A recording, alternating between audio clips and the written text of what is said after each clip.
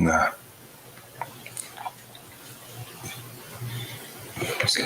Yeah, I'll put the joint in there. What? Password to the joint? Yeah.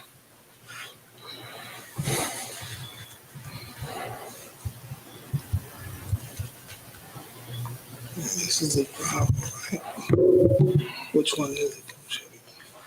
Yes, sir.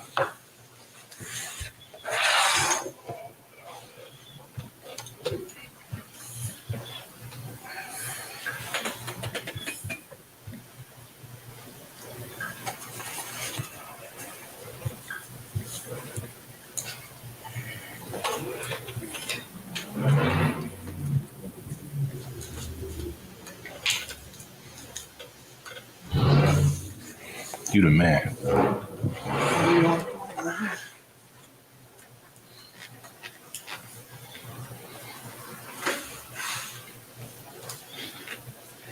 MashaAllah.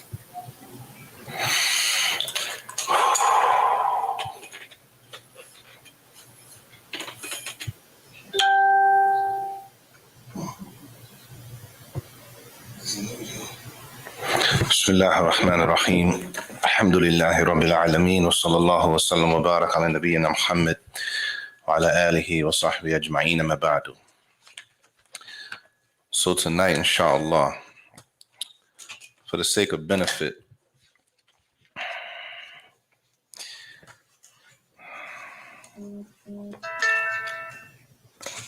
inshallah ta'ala, I want to read a hadith of the Prophet sallallahu alaihi wasallam.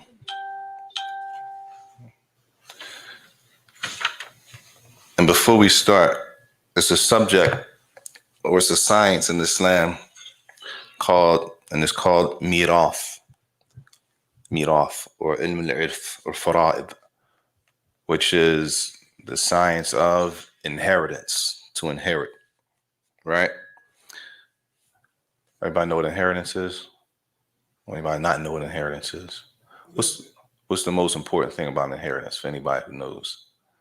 Inheritance, what are people getting? They getting something passed down to them, right? That's inheritance. Something's coming to the people. Somebody dies and they leave something behind for people. For specific people, that is their right to get it. So when you think about people leaving stuff behind, right? You think about what? Money, right? A person dies, they might have some houses, might have some money. In the Quran, Allah mentions a group of people who are specific. These people have rights to inherit. It's their haqq, right? And inheritance is not the same as a will. A will, you might leave something, right? Inheritance, you have inheritance, and then you have a will, right? And people want what is theirs, right? So if you're talking about money, then you're hoping that the person leaves you something, right? If it's about money, so you can get a piece of that money. Tayyib, the Prophet sallallahu alaihi wasallam, and he is the one that is a sadiq al-masduq, the truthful that Allah chose, right, to receive the final revelation. And this is taken from the book of Sheikh Saleh Ali Sheikh, Hafidhullah. And he has a lot of different subjects that he speaks about a lot. He has a lot of benefits, so much benefit in this one. And he has a lot of talks and classes that he gave. Alhamdulillah, majority of them are recorded. It's a lot of them recorded. And this one is called Himmat al-Salaf fi Talab al-Ilm.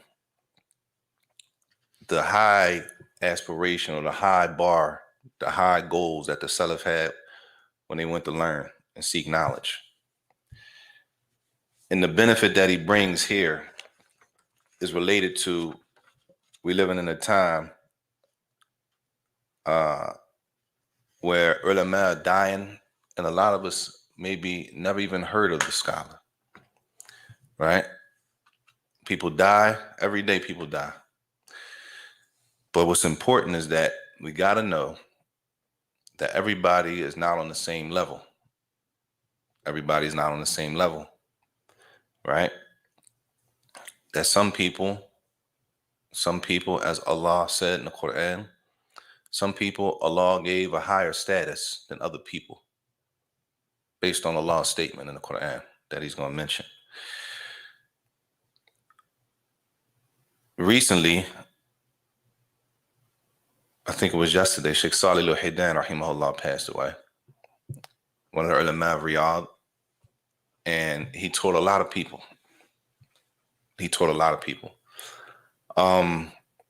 Not too long ago, Sheikh Muhammad Ali Adam, from Ethiopia, he passed away, rahimahullah.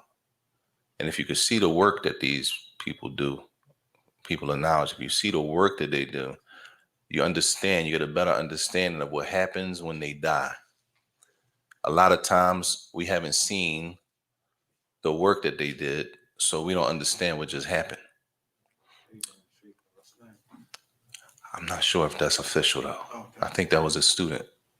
Rahimahullah. I asked him about that too. Yeah. So here,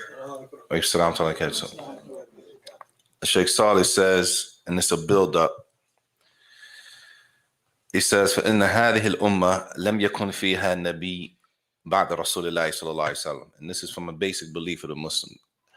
There is no prophet coming after the messenger, sallallahu alayhi wasallam. طيب Muhammad sallallahu alayhi wasallam. بل ختمت الرسالات والنبوات بمحمد بن عبد الله عليه الصلاة والسلام. The revelation and the books are sealed with the coming of Muhammad sallallahu alayhi wasallam. Muhammad ibn Abdullah alayhi salatu wasalam.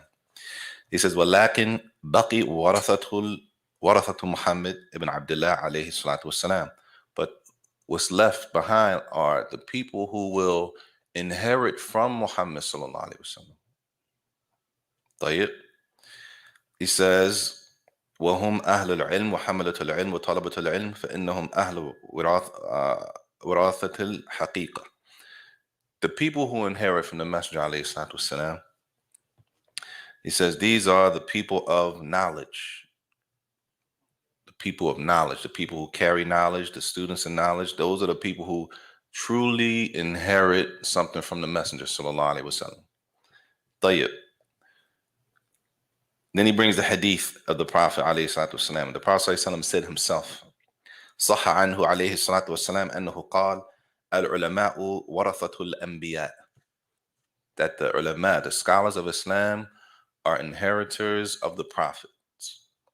That they receive something from the anbiya, that the prophets leave something behind, and there are people who receive that.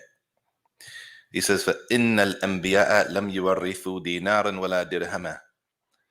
And the Prophet ﷺ clarified that the anbiya, the prophets, don't leave behind money. It's not about money in this case, right? In this case, it's not about money. He says, وَإِنَّمَا وَرَّثُوا الْعِلْمِ. But what they leave behind is knowledge. And what is the most important knowledge that the prophets, all of them, left behind?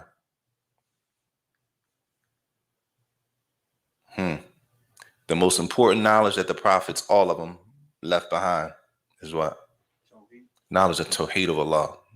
The knowledge of the oneness of Allah Jalla wa'ala, that all of the prophets agreed on. He said what they leave behind is knowledge. You're not talking about getting money, we're talking about knowledge. فَمَنْ أَخَذَهُ أَخَذَ بِحَظٍ وَافِرٍ. So whoever takes that knowledge, they have taken something great. They have gained something great by taking the inheritance of the prophets. طيب. The other ahadith that also show the importance of knowledge and why the people of knowledge are important, right? Number one, the importance of knowledge and why the people of knowledge are important. He says this hadith shows the seriousness of learning in order to strengthen the ummah. A lot of problems we don't know. We can't do things without knowing how to do it. That's just simple math, right? You can't change oil in the car if you don't know how to change oil in the car. Where are you going to put the oil? If you never learned how to change brakes on the car, then you can't change the brakes on the car. If you never learned, right, what Tawheed is, how you going to practice Tawheed? If you never learned what Shirk is, how you going to know how to stay away from Shirk? If you never learned how to worship Allah, how you going to worship Allah correctly? Right? This is basic. That means it has to be learned. It has to be importance on learning. We got to put an emphasis on learning. He says, even though the prophets are gone, he says, يبقى فيها العلم النافع المستقى من الكتاب والسنة على نهج السلف الأمة.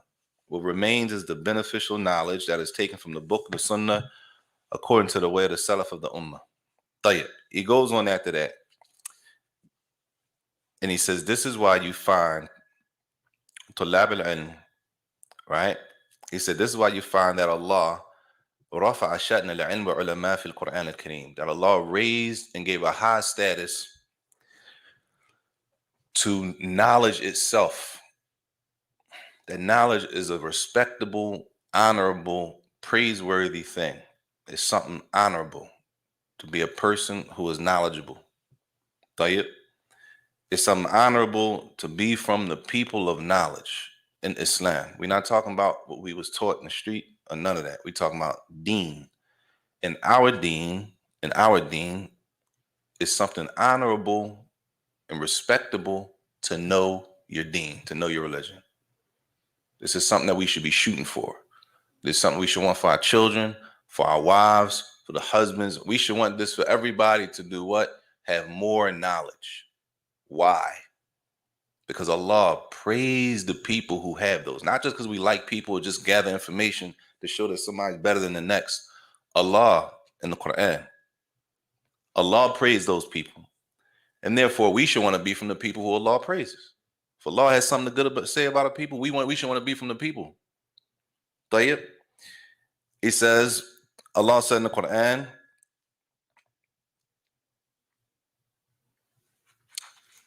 he says, لِنَبِيهِ عَلَيْهِ الصَّلَاةُ وَالسَّلَامُ وَقُلْ رَبِّ زِدْنِي عِلْمًا.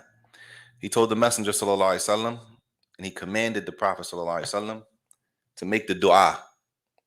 He commanded the Messenger alayhi salatu wasalam to make the dua, "Oh my Lord, increase me in knowledge." In Surah Taha. That's in Surah Taha. And the ulama tafsir said the Prophet sallallahu alaihi wasallam wasn't commanded to ask for more of anything in the Quran except for knowledge. Now, he was commanded to ask for more of knowledge. طيب. Allah also said in the Quran, يَرْفَعِ اللَّهُ الَّذِينَ آمَنُوا مِنْكُمْ وَالَّذِينَ أُوتُوا الْعِلْمَ دَرَجَاتٍ. That Allah said in the Quran also in Surah Al-Mujadilah, Ayah 11, that Allah raises the people who believe. If you say raise a person, what does that mean, raise? What does it mean that Allah raises a people? Allah raises the people who believe. Status. The status. طيب. He gave them status. So Allah said he gave who status? The believers. The believers have status. And I don't know if we know what that means. If you ever notice the light that a person takes on when they become a Muslim, a person that's practicing deen, that you can see the nur, you can see the light on them. And when a person is not practicing deen, you can see the darkness in their face, right? A person they look, right? The deen, it does something for all of us, right? Because Allah said that he raises the people who believe. طيب. Allah said after that, وَالَّذِينَ أُوتُوا الْعِلْمَ دَرَجَاتٍ. And those people from the believers who have knowledge have been raised even more. They've been raised even more. Not by us, not because, for example, that's my sheikh, so I'm going to make sure I tell everybody he's the best. Allah raised the people of knowledge. Allah gave people of knowledge and our deen a higher level. We should want to be from them people. We shouldn't be comfortable. We shouldn't be comfortable not knowing. It don't mean we have to all be scholars, but we shouldn't be comfortable not knowing what we know we don't know. As individuals, we ain't gotta look at nobody else. I myself, I know what I don't know. Right? Now I got to ask myself, what effort do I put forward to learn those things, right? We got kids, we got wives, we got friends and people we love, right? We got non-Muslims asking us questions because they consider, no matter what we think about ourselves, we got non-Muslims who consider us to be, they might consider, or they might consider you, to be a real Muslim, right? So they come and they ask questions. Bottom line, at the end of the day, all of it is dawah. Whether you're an imam or you want to call yourself, whatever you want to call yourself, even if you're not an imam, you're not a sheikh, you're not none of that, you say I'm regular, cool. If you're regular and people know that you're Muslim, it's dawah. They're going to look to you for information. They assume you know. You're a practicing Muslim, you must know something. That's just the math that people have, right? You serious about your religion, you must know something. So they come ask you questions. So either way, it's something that's beneficial. It's something that, as the Prophet ﷺ used to make dua after Salatul Fajr. And he used to ask Allah to increase him in beneficial knowledge. The Prophet ﷺ. Tayyib. Knowing that, knowing the praise that Allah gave the people in the Quran, knowing the hadith of the Prophet ﷺ about the inheritance from the prophets and all of that, what we're going to do is look at the seriousness of the Salaf of this ummah and how they looked at it when it came to learning. And these are some, as he mentioned at the end of this talk, akhbar tabayyin shiddat himmat as-salaf. These are narrations that show how serious the Salaf are when it came to learning. Tahir, as we say, we love to use words. Wordplay to us is like, as you say, if you say the right thing, people will give you everything in their pocket. You say the right thing, people will do anything for you. Talk, kalam, right? But we want to look and see because we know what to say already. We get around a certain people, we know what key words to say and what phrases to say and all that kind of stuff, right? But let's look at how serious we are as people compared to the people we say we love and follow.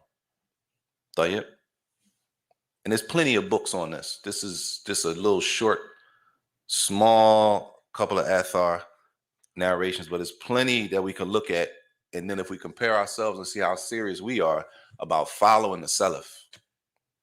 Salaf didn't just speak about people. Before you could speak about somebody, before you could say somebody's wrong about something, that means you had to do what?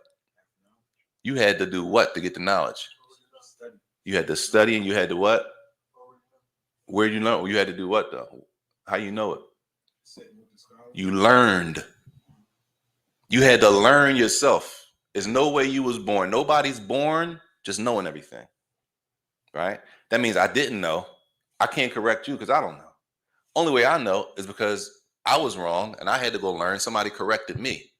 Now, since somebody corrected me, if I understand the correction, because you can be corrected and not understand somebody correcting you. It's possible that I do something wrong, right? A brother comes and corrects me.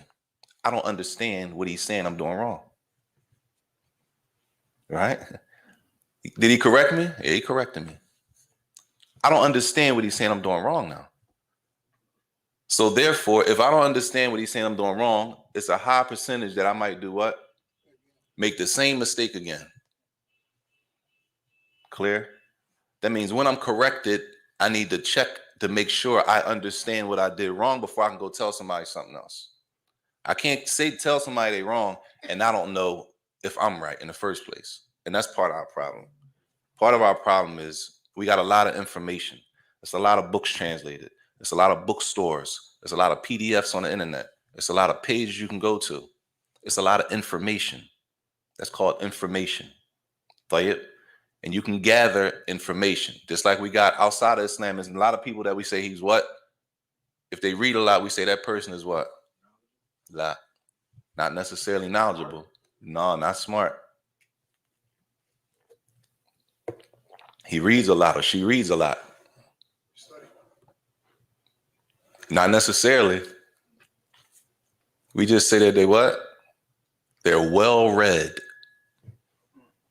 Because you read a lot, right? I can read a 1,000-page book. on what's that? What's the name of that joint? They got like medical terminology, right? I could sit down and read a book on medical terminology. Book 400, 500 pages. Does that necessitate I understand the wording and what's going on in the book? No, but I read it and I might be able to say some stuff to you out of it. But it don't necessitate that I understand the information. Information is one thing, and that's the time we living in. We got plenty of information and plenty of access to it. You push a button, you can get whatever you want right in front of you, right? It's plenty of information. Understanding the information is a different thing. So before I can correct a person, before I can teach somebody something, that means I myself was corrected. I myself was taught. I myself understood the information, right? Once I do that, and even if I did that, I may not be a person who's articulate enough to teach people. Everybody's not articulate enough to get the point across what they're trying to say. Not that they don't know what they're talking about. He knows what she's talking. He knows what he's talking about, or she knows what she's talking about, but she doesn't have the other thing that you need to be able to get the point out, right? And there are ulama who are like this. There's scholars of Islam who are like this. Scholars are humans. Some of them, the way they speak is very clear and easy to understand. And some of them, the way they speak, the way they teach is a little more difficult, right? And it's the same thing. Before I can teach somebody something, I mean, I had to learn it. I had to be corrected. I was doing it wrong. And now, if I'm able to, if I feel comfortable, because this is the next thing. After getting the knowledge and learning all that stuff, y'all, the next thing is confidence. If you're not confident in what you know, somebody always can come in front of you and shake you. We hear a bunch of information and it'll be up here and somebody come right in front of us, go against everything we just learned, and we got big question marks now. Oh man, I know, right? Not confident in their ilm. Being confident in the knowledge is big, right? We live in a time, y'all, we got just realistic. We live in a time, everybody got something to say. Everybody. That's just the time we living in. When that happens, when we learn and we're corrected and we learn and we study and we review and all of that, we got to be confident. You have to be confident in your knowledge. So we're going to look at some of the narrations of the Salaf. And let's look at how serious they were about learning. And then we could just think about ourselves. We ain't got to look at nobody else. We're not looking at no other people. We're not looking at no other masjid. We're not looking at no other, whoever giving the talk. We're looking at ourselves. What do they do? Because these are human beings. These are not like robots and stuff like that. These are humans, right? Who we say we love them and we follow them and we're on their minhaj. Okay. Part of their way was learning and being serious about learning. We're just going to deal with this one tonight. Being serious about learning. And part of their way was serious about worship. Because all of the Salaf weren't known to be people of knowledge. Some of them were known to be people of knowledge, and some of them were known to be people of worship or bad. Za'abid. So the first one, and there's a couple different things that are focused on in each story. The first story is showing the importance of memorizing. The importance of memorizing information. The importance of memorizing information. All we gotta do is think about myself. When's the last time I memorized anything? Besides, right? I'm from my deen, because we can memorize like commercials and stuff because this, right? Every time you open up YouTube, that same commercial come on. So you memorize a commercial without even thinking about it, which shows you how much you're on YouTube. Right? I'm on YouTube a lot, so the commercial keep popping up, so I memorize it, right? But now let's think about how much of deen, how much Quran, how many hadith of the Prophet, how many what am I memorizing? When's the last time I memorized anything? Because this is from knowledge and learning is memorizing. Memorizing is from learning. It's a part of it, right? Which takes patience. It takes time. Nobody's paying attention. Nobody really knows. A lot of these things people don't know. There's no shine connected to it. So he says the first one, قال الشعبي رحمه الله تعالى عامر بن شراحيل الشعبي أحد الأئمة التابعين, one of the imams of the tabi'een. The tabi'een were who? Who are the tabi'een? The generation after the Sahaba, which means they are who? Huh? Instead of saying the generation after the Sahaba, right? Let's say that. The students of the companions, right? These are the students of the companions, meaning these are not people who saw the Messenger sallallahu alaihi wasallam, right? But these are people who met who? The companions of the Messenger alayhi salatu wasallam. He's from one of the imams. When we say imam, he's a famous person of knowledge from that generation. He wasn't a companion, he's a tabi. Tayyib. He said, and this is as we'll see, they have autobiographies. If you look at the books of the South, they wrote their story, right? They recorded their own stories about seeking knowledge. يقول لو شئتم أنشدتكم شهرا شعرا, يعني شهرا كامل. لو شئتم أنشدتكم شهرا شعرا لا أريد. He said, if you want me to, shows what? The importance that Salaf gave to memorizing. Be honest, this is one thing, memorizing. Then we look at ourselves and say, what am I doing? He said, if you want, I can go a whole month. I can recite poetry from memory for a month straight. And I never repeat the same line. If you want, I can recite poetry from memory for a month straight, and I don't have to recite the same line twice. This is Amr ibn Sharahil, al-Sha'bi. That means he had to do what? Even know, as Sheikh Salih says, even know. Poetry is used on an as-need basis when it comes to Islamic knowledge. Poetry is used on an as-need basis when it comes to Islamic knowledge. He says, إِنَّمَا الشِّعْرُ يُسْتَفَادُ مِنْهُ بِحَسْبِ الْحَاجَةِ إِلَيْهِ. Poetry, you benefit from it on an as-need basis. Sometimes you need poetry. In our deen, sometimes poetry is needed. Why?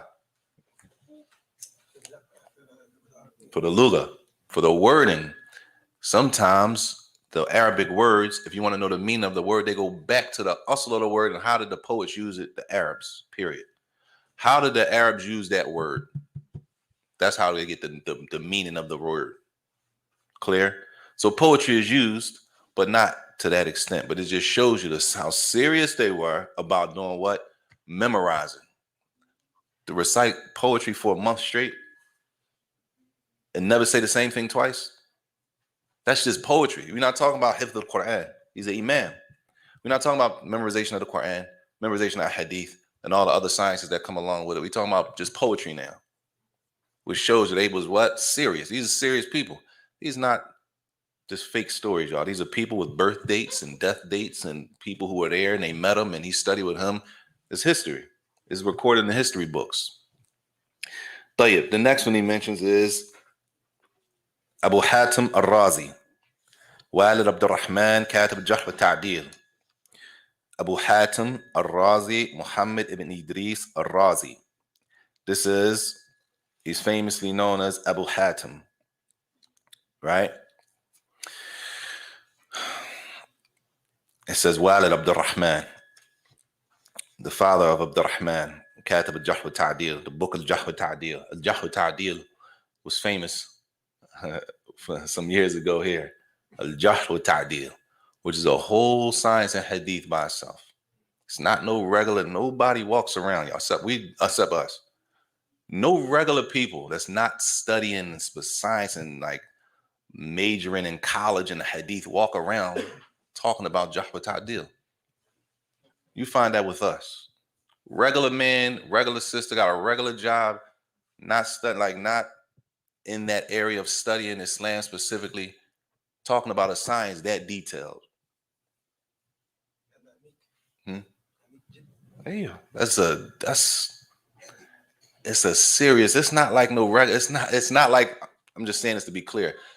Jahwa Ta'dil is not like you talking about the 5 pillars of Islam, right? Where the 5 pillars of Islam, all of us, with no exception, all of us with no exception should be able to discuss the 5 pillars of Islam to anybody that come in front of us. Al-Jahwa Ta'dil is not that. It is not that. It's a serious, specific, as we say, you go to college and you get a major and a minor, right? Somebody might have a double major. This is a serious subject, all right? طيب. Yeah, further. It's the science of when, you know, you read the hadith and it says, this person heard from this person, who heard from this person, who heard from this person, right? The science of Jahwa Ta'dil, which is translated as al-Jah, is to critique and criticize a person. And the Ta'dil is that you say, no, this person is good, give him a praise. So it's a science where they got to look at each person. Let's just say, for example, it's 20 people back to the Prophet Sallallahu Alaihi Wasallam. Those 20 people, or if it was 10, whatever the number is, they're going to look at each person. Who is he? What's his background? Who did he learn from? Did he hear from him or not? What's his reputation in the community? What do people know him for? Why are they doing that? Because if he got a bad rep, we not taking nothing he said. If his rep is bad, we not taking that. If her reputation, we not taking, no, we can't take our deen from people who do certain things, let alone us today. In the science of Jahwa Ta'dil, they're going to look at each person in the chain. And that's what Muhammad Ali Adam, rahimahullah. If you see this, you got to see his stuff. You got to see his work to see when he died, what just left. Jahwa Ta'dil, so they're going to look at the person. And then sometimes, certain things that weren't haram would, what you say, it would exclude you. We can't take from you because you do this, even though it's not haram, right? Depending on the time and the place, the society at the time. Like, so for example, in Saudi, you never see like people of deen, people who consider to us that we say he deening or she deening. You never see people of deen in Saudi outside, for example, eating like a bag of chips like we do. Is it haram to eat a bag of chips outside? No. But in their society, they hold a certain level of conduct. And people of knowledge are held to a higher level of conduct. So the people of knowledge they don't come outside and do that. They don't come outside dressed only a certain way based on their society, y'all. You can't bring their stuff over here and try to apply here. That's part of our problem too. We try to move Saudi into Philly. No, we from Philly and we got our own things as long as they don't go against Islam, right? So if you see the imam outside eating a bag of chips, it ain't no big deal. It's like that, all right? But there, or water ice, right? Water ice and a pretzel, that's us. We water ice and pretzel people, right? They don't do that. They're based on the society, you know what I'm saying? So Jahwa Ta'dil, they're going to look at the person who said he heard it. He heard it from him. Well, who's he? Abdullah. Which Abdullah? There's tons of Abdullahs. Which Abdullah is this? Abdullah, the son of such and such.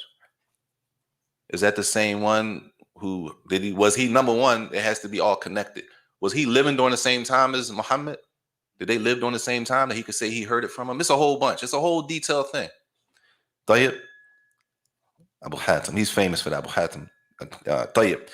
Anyway, he says about him, he was a famous imam, sahib sunnah, a person of the sunnah, hujjah. People used to go back to him.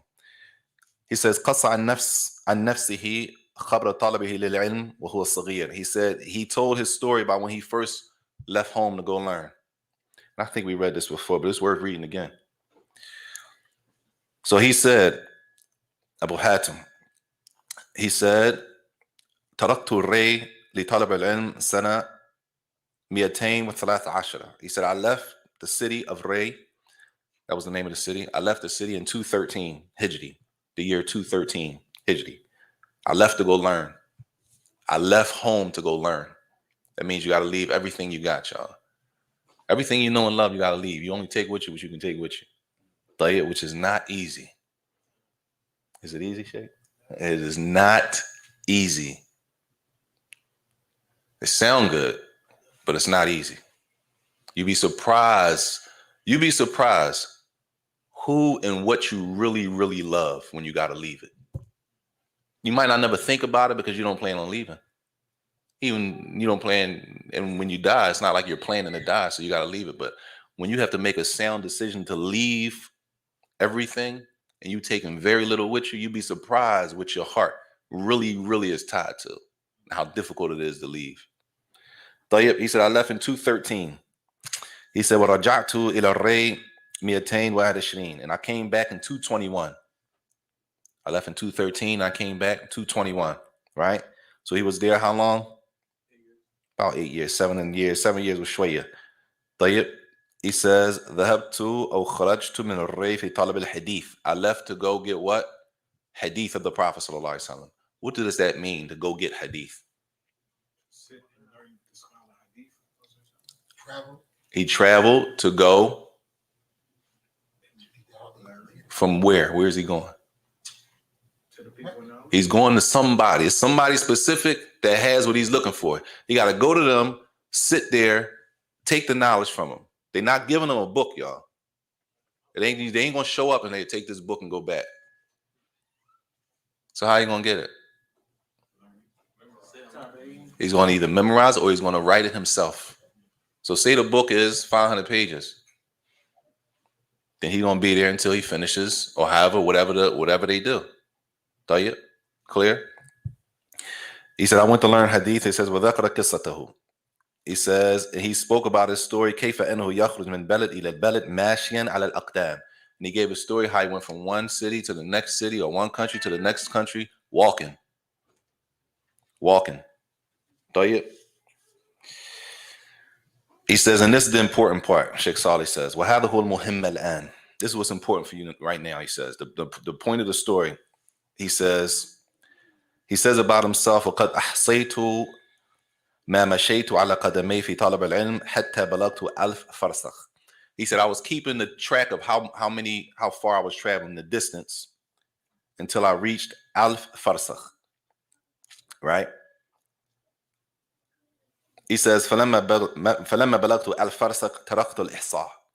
When I reached 1000 or 1000 farsakh, when I reached that distance, he said, I stopped counting. I stopped counting how far I was walking. 1000 farsakh is like over 3,000 miles. Walking, right? 5,000 kilometers, like over 3,100 miles walking. He said, when I reached there, he said, I wasn't done. That's when I stopped counting. Walking. One city to the next city.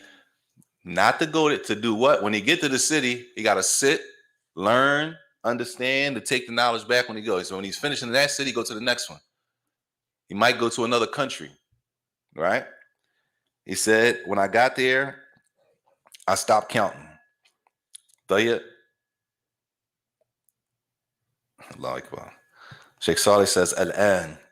That's the end of his story. Sheikh Salih al-Sheikh says, Al-An, Sayarat, wala talab al-ilm. He said, now we got cars and people don't even go to seek knowledge. We got cars. The man walked over 3,000 miles. We got cars. 3,000. How many miles from here to New York? 3,000 miles is almost like going to Las Vegas. Allah Akbar. 150 to New York. 150 miles. Walking now. We talking about walking. Walking. We're not talking now. That's a car, right? It's still the same. We talking about walking that long, walking. Not just a straight walk. Once you get to its location, you got something to do. You got to sit, focus, understand, take down notes, do whatever you got to do to get the information, however long that take. Right? Then on to the next. He said, when I got to 33,000 miles, I stopped counting. I didn't stop walking. I stopped counting. He says, now we got cars. We don't even go to try to learn nothing. Sheikh Salih al-Sheikh. He said, توجد طائرات والعلم ضعيف ما يحرس. We got planes. And people is still the level of talab, the level of wanting to go learn is weak. He says, يأتي عالم ويجتهد وربما يزور البلد قليل من يحرص على الأخذ عنه. He said, it's possible a scholar comes and you see very little people go to benefit from him. Right? Or go to hear from him, or go to sit in his lessons, go sit in the classes that he gives. Very little, which is Allah Mustaan. It's a musibah. And the only people who lose out is the one who doesn't go. طيب. Walking, y'all. This is the imam. This is part of the salaf that we say we love. Learning. Putting in time to learn. Before we telling everybody and we get on the microphone and we doing, but learning first. Taking the time to learn and understand first. طيب. Here's another story. And this has to do with Imam Ahmed rahimahullah. Imam Ahmed rahimahullah. He says, لما جاءت فتنة خلق القرآن منع من التحديث. When the fitna about the Quran came during the time of Imam Ahmed, the ruler said Imam Ahmed can no longer teach. They prohibited him. They wouldn't let him teach in the masjid or anything. So he used to just go pray at the masjid and go back home. We know Imam Ahmed rahimahullah. Do we know who Imam Ahmed is? Huh? Somebody got to tell us something about Imam Ahmed. What is Imam Ahmed famous for? He's famous for a lot of things, but one of them. Huh?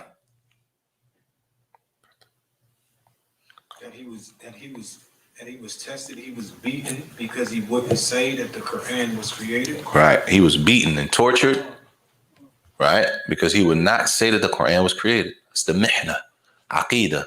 He stood up for the aqidah of Ahl Sunnah. That's why his nickname is Imam Ahl Sunnah wal Jama'ah. What else is Imam Ahmed famous for?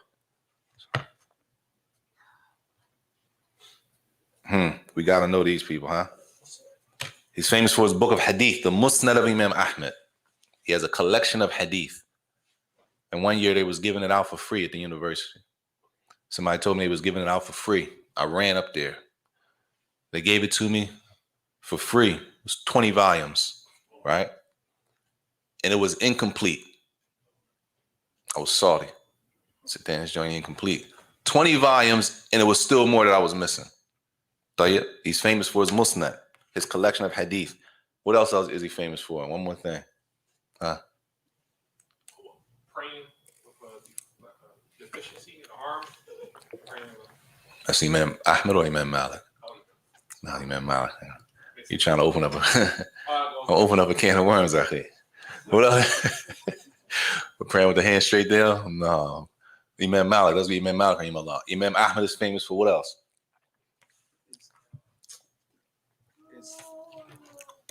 His methodology. You on the road. The madhab of Imam Malik, the madhab of fiqh. That he was the fourth of the four imams, right? Imam Abu Hanifa, Imam Malik, Imam Shafi'i, Imam Ahmad rahimahumullah. He was the fourth in time-wise. The man came, this is Imam Ahmed, and at the time, Imam Ahmed would not say the Quran was created. The ruler prohibited, he was not allowed to teach anymore, right? لا تحدث فالتزم. So he used to just go, صار يذهب إلى المسجد ويرجع ولا يلقي العلم ولا يلقي العلم. He was not teaching. طيب. قال بقي بن مخلد صاحب أكبر مسند من مسانيد الحديث. He said the person who wrote the largest book on Musnad, his name is Baqi ibn Makhlad. Baqi ibn Makhlad. هو أحد علماء أندلس. He was one of the scholars of Andalus. You know Andalus? Where's Andalus? Portugal. There you go, Portugal, Spain area. طيب. One of the scholars from Portugal. You gotta look on the map to see how long this is. طيب. It says رحل من الأندلس إلى البغداد وذهب يسأل وما يدري عن فتنة الخلق القرآن ولا منع إمام أحمد بن حنبل. So he left Andalus, that area, Portugal, Spain, and he went to where? Baghdad. I'm gonna say it like that so people. Baghdad. Where's Baghdad? Not Egypt. Iraq. Or is it Iran? One of them. He left from Spain, Portugal. That's how far he went. He didn't know anything about Imam Ahmed not being able to teach, what was going on there, with the ruler saying he can't teach him, just going back and forth. He don't know nothing about that. No social media and all that on the wire. He don't know nothing about that. He's going there, right? And they say he went there, he started asking, Aina Ahmed bin Hanbal. Where's Imam Ahmed bin Hanbal? أين أبو عبد الله? Where is he? He says, أخبروه بأنه لا يحدث. People start telling him he's not teaching. He came all the way from Andalus. You got to look on the map and see how far that is. It's going to show you how far is what he does next. It says, قال فتركت عليه الباب في بيته وطلبته فأتاني. He says, so I went to Imam Ahmed's house and knocked on the door and asked for him, so he came out. It says, وقلت له أنا طالب العلم أتيت من المغرب. He said, I'm a student of knowledge. I came to you from the west. Right? You got to look at the map so you can see what you're talking about. Imam Ahmed, قال له Imam Ahmed من أفريقية. He said, you came from Africa? Huh? You came from Africa? He said, لا أبعد. No, I came farther than that. أبعد. إذا أردنا أفريقية قطعنا لها بحر. He said, if you say I came from Africa, then that means I wouldn't have to, I had to cross some water to get here. If I came from Africa, that's close, I wouldn't have to cross that water. I came further than Africa. He said, أنا من الأندلس. He said, I came from Andalus. قال مرحبا بك. He said, welcome, أهلا وسهلا. ما تريد. He said, what do you want? What you come here for?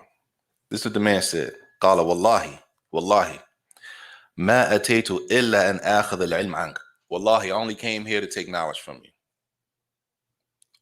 All the way from, these are the people, y'all. We talking about Minhaj as-Salaf, following the Salaf. This is the type of hitters and how serious they was about going to learn.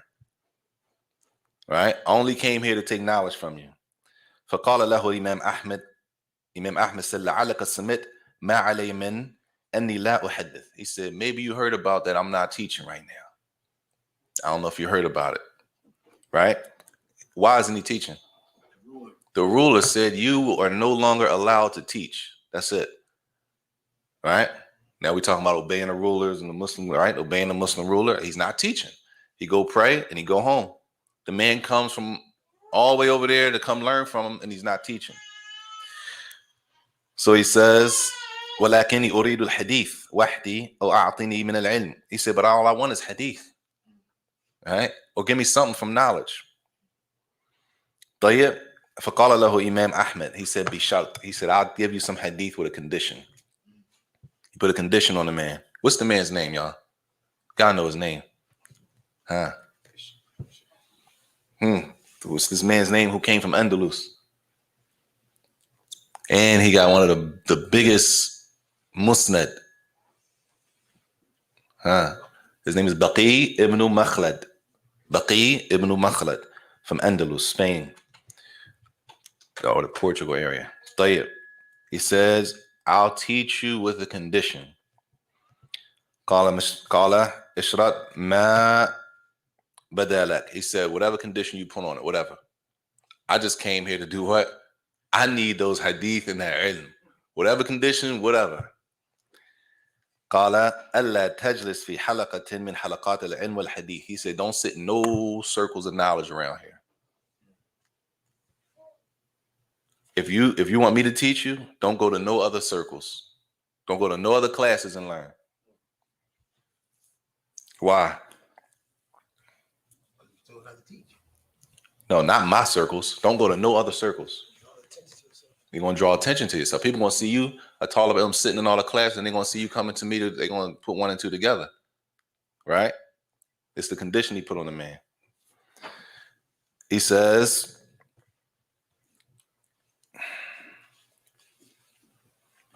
so he didn't want people to put one and two together and find out Imam Ahmed was teaching them. So he said, I'll teach you as long as you don't go sit in no other classes. طيب. فقال لك ما اشترط. He said, whatever, cool. He accepted the condition.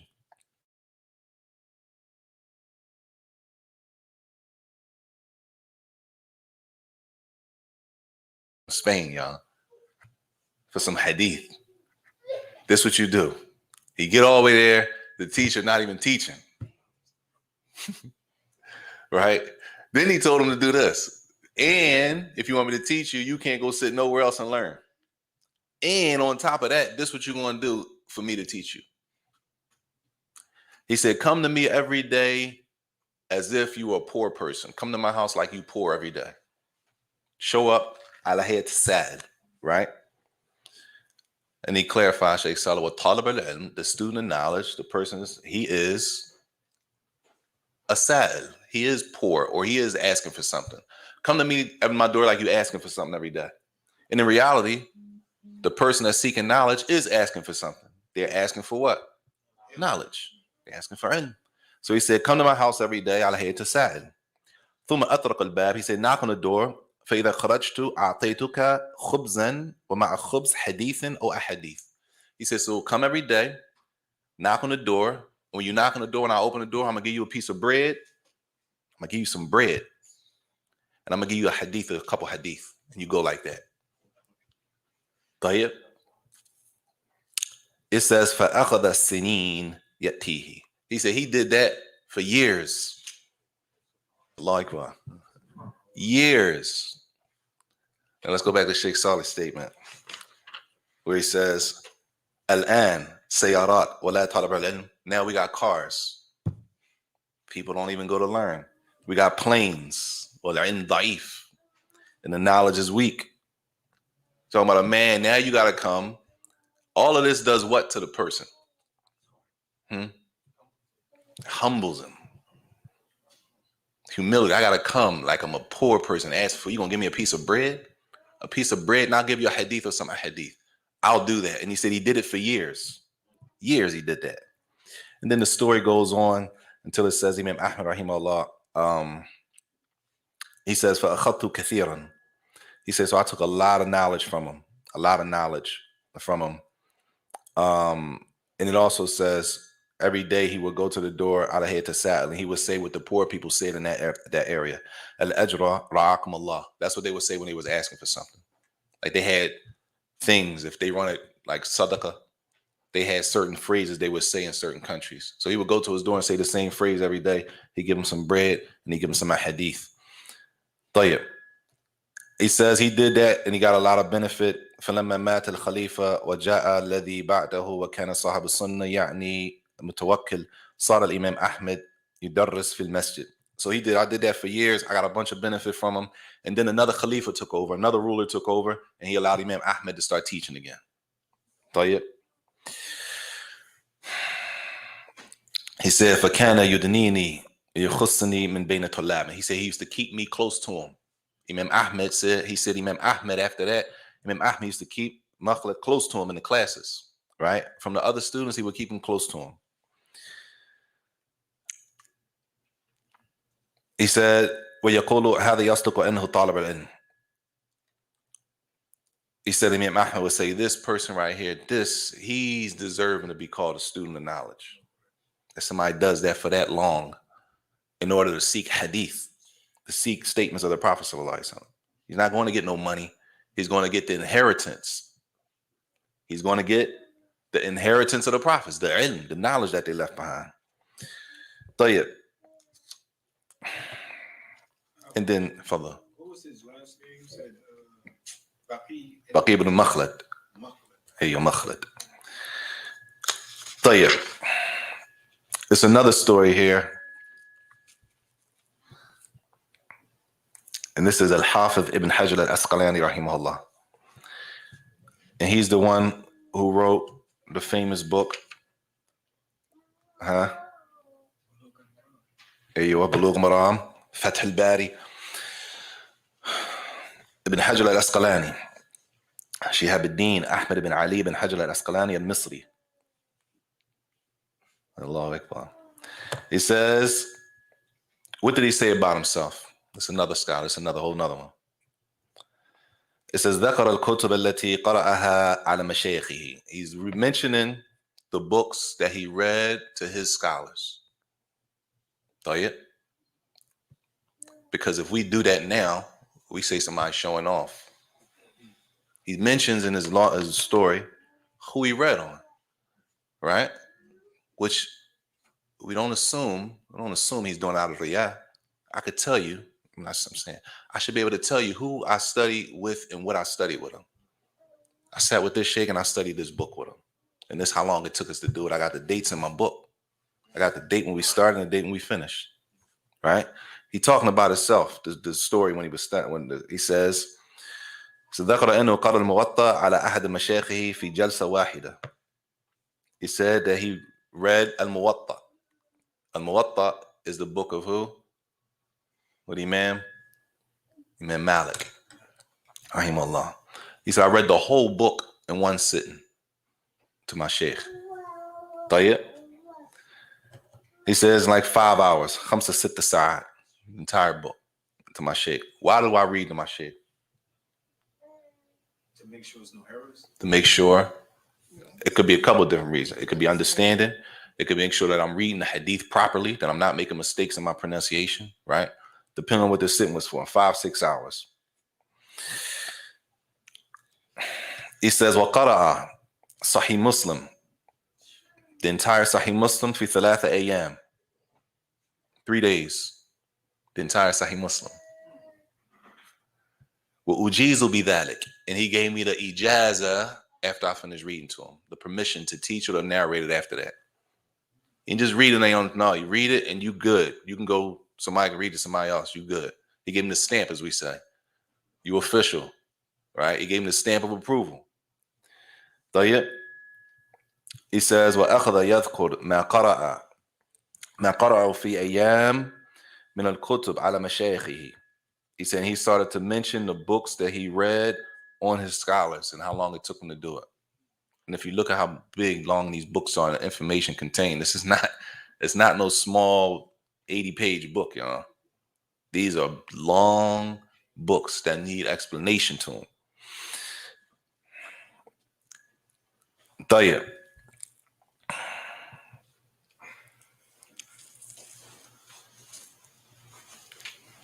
The last one we'll read is a story of Sheikh Saleh himself, the author of the book that we're reading from. And he says at this time, he says about himself, he says, سابقا قبل 20 سنة و30 سنة كنا وزلماؤنا وأصحابنا طلاب العلم يعني كنا لا نفهم شيئا في وقت من الأوقات. He said it was a time when myself, this is the author saying, it was a time when myself, my colleagues, the people that I studied with, we didn't understand anything. And this should be an encouragement for us. Just because we don't know something today, it doesn't mean Allah can't raise us and give us ilm if that's what we, right? It doesn't mean that. He says, عندي دفاتر أسجل فيها الفوائد. He said, I got notebooks, old notebooks that I wrote down little small benefits in, right? قبل مدة أفتش في بعضها التي كتبتها أول ما جلست في حلق العلم. He said not long ago, I went back and looked at them. And these are notes, he said, that I wrote when I first started learning. I went back and looked at my old notebooks, right? He says, فإذا فيها أشياء لا تساوي اليوم أن تكون فائدة. He said he went back and looked at his old notebooks, right? And as he's looking at them, he's saying, today, 20 years later, this don't even look like it's like no benefit. Like, why would I even write that down? But at that time, he said, لكنها في أول الأمر كانت فائدة مهمة. But when I wrote it down, that was a serious benefit for me. 20 years ago, 30 years ago, it was a serious benefit. You're looking at it now like, I don't know why I wrote that, like, right? You ever do that? You go back to an old book. I got books that I got from school. I go back and I look at the definitions. I didn't know this word. I'm like, dang, I ain't know that word. Now I'm looking at it like that's a small word. But then I couldn't understand the page. I didn't understand the page because of that one word. At the time, that word was a serious word for me. I can look back now and say that's a little small word. Everybody know that. And think now I can assume, oh, everybody knows that word now. But at the time, like he said, that was a major benefit. He says, إما في العقيدة أو في السنة أو في المصطلح أو في الفقه. Whether it was a subject of aqidah, whether it's hadith or mustalah hadith or in fiqh. He says, فالعلم يزداد بالهمة وفي ذاك الزمان فوائد. So knowledge, you get more knowledge based on, really, as we say, the bar you set for yourself. If you set the bar low, you're not gonna get much. And this is why they moved the way they moved, and they set out and went on those type of journeys the way they did. He says, the ulama yadhabuna. The ulama are going to die. The scholars are going to die, right? They don't live forever. He says, فَيَبْقَى مَنْ يَبْقَى لِلْأُمَّةِ يَبْقَى لِلْمُسْلِمِينَ مَنْ يَحْمِلْ هَذِهِ الْأَمَانَةِ. He said, when the scholars die, who going to carry on the ilm? If all of us sit back and depend on the scholar, and none of us take the initiative to take the place when that scholar dies, what we going to do when the scholars die? Who going to carry the knowledge on? Clear? He says, who's going to carry the man yahmil al-kitab wa sunnah? Who's going to carry the kitab and the sunnah of the Prophet sallallahu alaihi wasallam? Man yahmil al-fiqh. Who's going to carry the knowledge of fiqh? Man yahfil al-nabiy sallallahu alayhi salatu wasalam ilmahu. Who's going to be the people who carry the knowledge? And then he says after that, who's going to do it? Antum, you all. To the people that's sitting in front of them. We got to be the people to take initiative to go and set out and be people who learn. There's no way, y'all, we should be comfortable not knowing basic things in our deen. There's no way we should be comfortable giving other people instruction and telling people what to do if we first didn't sit, learn, and get corrected ourselves. He says,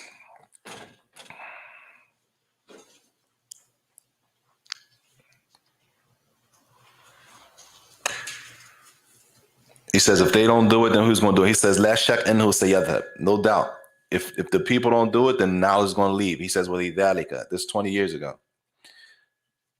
He says, وَلِذَلِكَ نَخْشَى مِنْ وَقْتٍ يَأْتِي فِيهِ قَوْلَ النَّبِيِّ صلى الله عليه وسلم. He said, this is why I fear the time when the statement of the Prophet sallallahu alaihi wasallam will come, when the Prophet alayhi salatu wasalam said, إِنَّ اللَّهَ لَا يَقْبِضُ الْعِلْمِ انْتِزَاعًا مِنْ صُدُورِ الْعُلَمَاءِ وَلَكِنْ يَقْبِضُ الْعِلْمِ بِقَبْضِ الْعُلَمَاءِ. He said, I fear a time that's going to come that the Prophet sallallahu alaihi wasallam said that Allah will not remove knowledge by just taking the knowledge away. It's not just going to disappear, right? He said, but this knowledge is going to be taken بِقَبْضِ الْعُلَمَاءِ. He's not just going to take it from people's heart, but knowledge is going to leave us. The knowledge is going to leave with the death of the scholars of Islam. This is how knowledge leaves. If you could see the work that Sheikh Muhammad Ali Adam did, that he has still here, right? Just the only thing left now is the books that he wrote. That's what's left from his legacy, rahimahullah. If you see the work that he did, if you can imagine how much ilm that just died with that one person, right? And then another scholar dies, and then another scholar dies, and then another scholar dies, right? The Prophet ﷺ said that knowledge will be removed with the death of the ulama, with the death of scholars, that knowledge is going to leave. He said, Hatta إِذَا لَمْ يُبْقِي عَالِمًا, until there are no scholars left. This is a statement of the Prophet ﷺ. This is the hadith.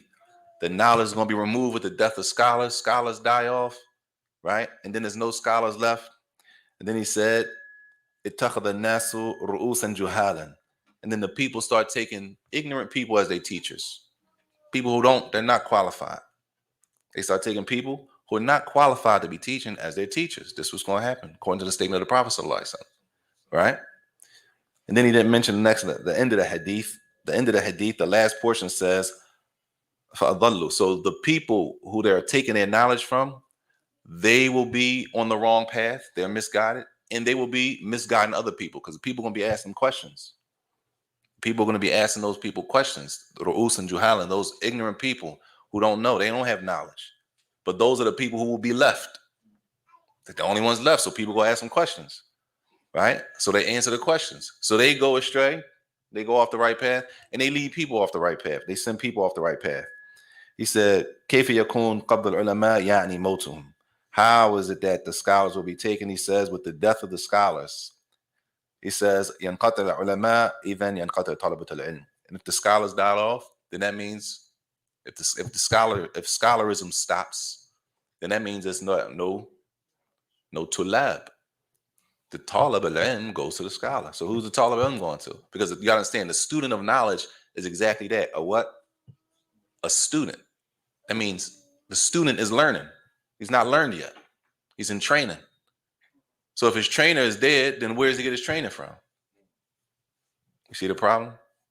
He says, so if the scholar stops, if the scholar dies, then طلب العلم. It says فيتخذ الناس رؤوسا جهالا فيسألون ويفتون بغير العلم.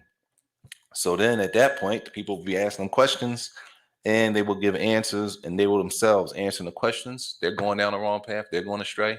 And the people they're sending people astray also. He said, and lastly, فهذه مسألة صعبة جدا. He said, this is a very difficult thing that we're going to be dealing with. He says, فكل واحد منكم يأنس من نفسه رشدا وقوة فأفضل شيء في سبيل الله اليوم هو العلم. He says, so every person who feels that they have the strength and the wherewithal to do it, the best thing a person can do, and this is 20 years ago, y'all, is in the path of Allah is seek knowledge. He says, أعظم أنواع العلم أعظم أنواع الجهاد الذي تحتاجه الأمة جهاد العلم. He said at this point, the greatest form of jihad at this point is the jihad of ilm, learning. And we could stop there, inshallah. And that's a reminder to all of us, that if we look at these stories, and it's a whole lot. There's tons of stories, y'all. There's tons of stories of how serious the Salaf were about learning. And all we got to do is look at ourselves. Look at ourselves. How much am I doing? Right? How serious is it for me? How serious is it for my children? Because we might not always be in a position to go learn. I'm not talking about go leave the country. Nothing wrong with leaving the country. That's right. But again, if you read the biographies of the Salaf, you see that, like he said, he exhausted all the knowledge in his area first. Right? These were people who sat with ulama in their locale first. Once they exhausted all that and there's no more benefit for them there, then they left because there's nothing else here. I done got the best I can get from everybody, so I got to go elsewhere to get it. Right? And it takes a lot to leave. You'd be surprised what your heart is attached to when it's time to go and leave everything behind. And the reality is, like Sheikh Abdul Muslim Al-Qasimi has a book about Talib al-Ilm. And there's a section in there about the loneliness that you experience when you go to seek knowledge. The loneliness on the road. Everybody forgets about you. You on your own. But you got to be comfortable on your own and know what you're there for. It might start off as fun, everybody calling you and all that, but that dies off and everybody goes along with their life, which is no problem. And that leaves the person who goes to do it, who goes in their study, and it leaves them lonely. And that loneliness is a fitna on the person because a lot of us not used to being alone like that in that type of environment. So you got to get over that. There's always a section about the loneliness and the strangeness of being by yourself and not being with a bunch of people when you leave to go study. But at the same time, it's a need. It's a need. And we might think it's not a need. We might be tricked and think it's not a need, but we look at the big grand scheme of things. It's a need. It's a need. This is, if you look at some of the different communities, Islam is new to us. Islam is not new to a lot of different communities. They had Islam for years, hundreds of years in their family. Right? We might have 100 years, if that. A lot of us is first generation, second generation Muslims. They don't go no further than that. Right? So a lot of people, they might can afford, they might already have people, right, doing the work. Islam is new. For us, Islam is new. If you say it 100 years, if we say that, right? How important to us is it? Because we could say what we want to say. You say what you want to say about people, the people who give importance to memorizing Quran. And we ask ourselves, how important is it for my child to memorize the Quran? Right? How important is it? And that's what we need, right? It's very, I'm not saying you should, I'm just saying. The natural thing is to say, oh man, it's very important. It's going to show if it's very important to the parent, because it's a child. It's going to show how important it is to the parent, right? Based on what you do with your child. If it's that important, then we're going to make sure we put our children in an environment that's conducive for them to do that. But it got to be important to the parents. If it's not important to the parents, we talking about kids. They're not driving. They're not just walking out the house talking about they're going to Quran school, right? That means the parents have to take it. It got to be important to the parents. Parents going to be dropping them off, picking them up, and waiting for them, right? So it got to be important to the parents. All that stuff got to be. It has to be real. It can't be that it's stuff. It's nice to say that would be decent, right? No, this has to be stuff that we making and we using. If we talking about we following these people and we love these people and the Salaf and all that, part of that was that they learned. They took learning serious. And if they weren't people who were learning, they respected the people who were learning, at the least. We can stop there, inshallah, for some questions. Maybe another day we can read through some more bios or stories of the Salaf to get some encouragement. Because if you read their biographies, it gives you some encouragement. Like, yo, I gotta do some more. The man walked 3,000 miles for some hadith. Yes. I just want to get an understanding when Baqi ibn Makhlad. He knocked on the door asking. He told him to knock on the door asking in reference to like what, so that he won't be exposed that he's teaching. Told him to ask for bread. Told him to ask for bread. Yeah. So that he won't be. So if anybody watching him, Imam Ahmad's the imam. He's not like he's the imam. Everybody knows. So if you live around it, that's Imam Ahmad's door. What's the point? You're not supposed to be teaching publicly. So now he has to come to his door and he's going to give him some hadith, but I don't want to make it obvious. So come like a person asking for something. I'll give you some bread so that anybody watching, he's feeding them. And it looks like he's just giving them bread every day. The man did that for years. And we got cars, right? We got money to get on a plane. We got all kinds of access to whatever we want. The question I say, how much do we really do though? Besides look like we doing something. Because that part, we good money on that part. Yes. What's a good book to learn about the stories?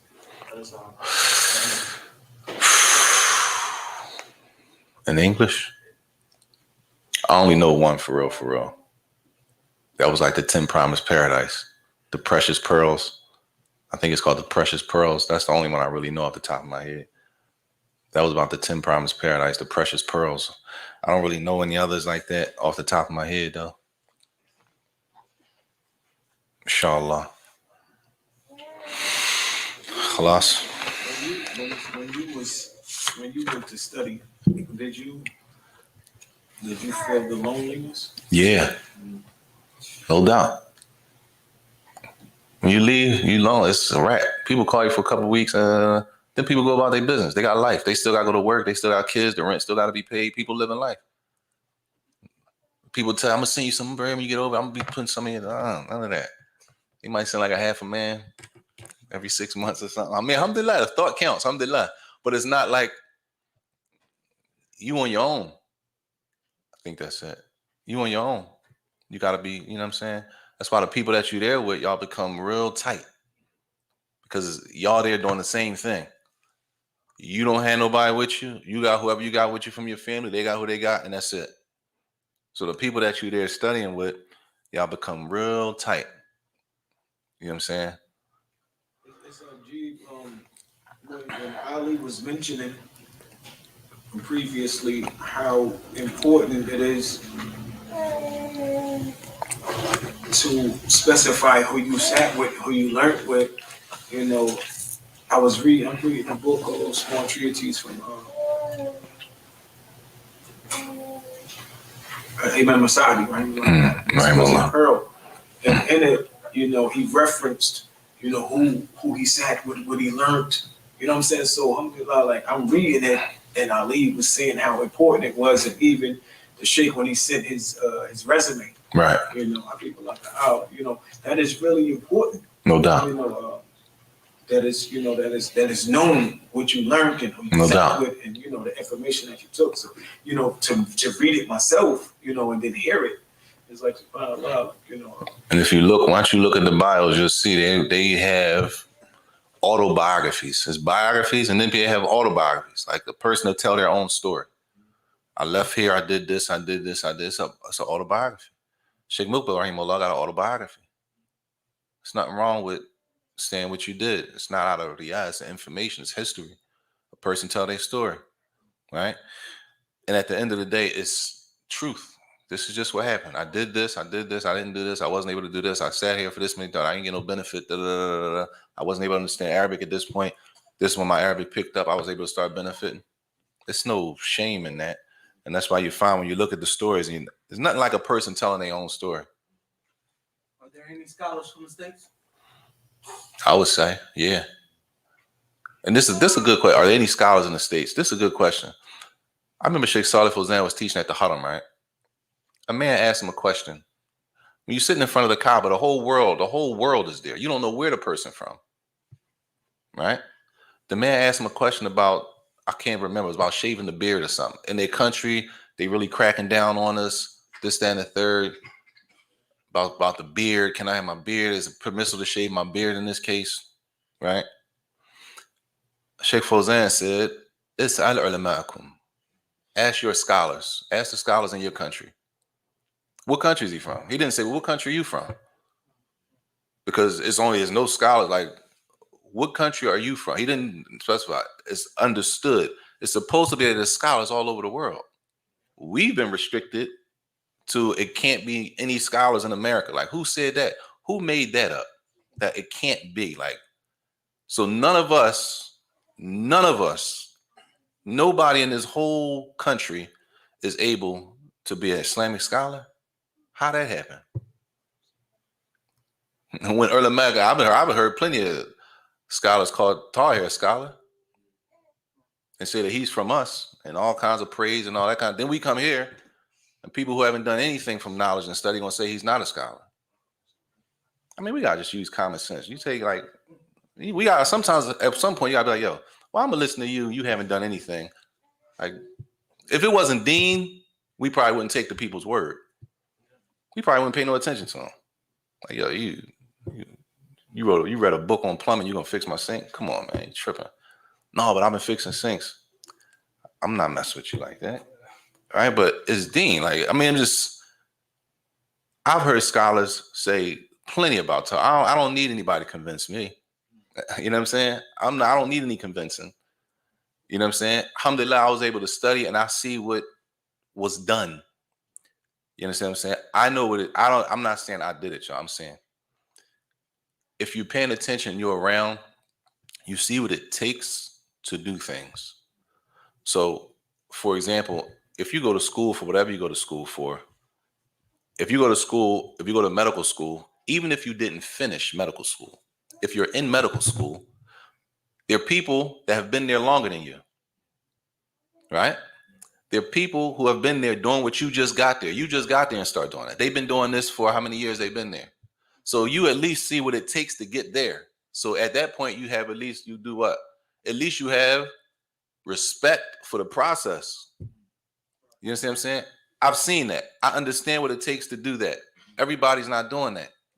At least I can respect the process. That don't mean nobody perfect. Now, if you've never seen it, then you might not have no respect for the process. All you got respect for is for the end result. And you think the end result is easy because you might have never seen it. You know what I'm saying? But if you see anybody go through the process and you see the process, you say, SubhanAllah, I respect that. And there's plenty of people doing that. Plenty of people. Somebody comes and says, no scholars in America at all. So when they call him sheikh, what do they mean? We got a bunch of sheikhs now, but that's a whole nother jaunt. But I mean, I'm just saying, you got a bunch of sheikhs now. A lot of that go back to what you said yesterday about adab. You know, the adab with the talab. A lot. I was listening to something from Sheikh Raslan, and he was talking about, and a lot of people heard this about student knowledge, know your level. You heard this on YouTube, and if you listen to that lecture closely, he's telling basically, you know your level, like sit in front of the scholar, like know your level, don't go over the limit, your level of knowledge. Well, a lot of times the problem we have is, a lot of times we don't apply that statement of Sheikh Raslan, I feel Allah. a lot of us don't apply that to me. That applies to you. Know your level. Now, you ain't talking to me. You know what I'm saying? That's how a lot of it go. All them Athar and stuff, I can apply them to everybody, but they don't apply to me. That's the problem. Know your level means I need to know my level. I need to take that here first. You understand what I'm saying? I need to know my level. I ain't go that far in that subject. We only did like 2 semesters of Mustalah Hadith. We did 2 semesters of Mustalah Hadith. Very introductory. Somebody asked me a Mustalah Hadith question. I got I know where I stopped at. That right there, no, we ain't go there. Oh, yeah, I remember doing that. Oh, no, we ain't do that. Oh, you gotta ask him. That's Hadith disciple. You gotta ask the people. I didn't go that far. You know what I'm saying? I don't have no problem with that. I didn't do that. I know what I studied when I didn't study. Ain't no big deal, right? I gotta know my level. So a lot of we gotta take the stuff and apply it to us first. It don't apply to you first. It apply to, if I heard it, then it applies to me first, right? Once I look at myself, I say, yo, you look at this joint. You gotta apply that to you. You gotta apply that to you. I'm not gonna now. Who am I to apply it to everybody else? It's not my job. My job is to apply what the Sheikh said, apply it on all of y'all, but it don't count for me, right? So a lot of times, even that hadith, the ayat, it has to apply to us first. It applies to me. It applies to me first, and if somebody else benefit, alhamdulillah. Alhamdulillah. Allahu a'lam. طيب, we can stop there, inshallah. Wa sallallahu wa sallam wa baraka ala nabiyyina Muhammad wa ala alihi wa sahbihi wa sallam.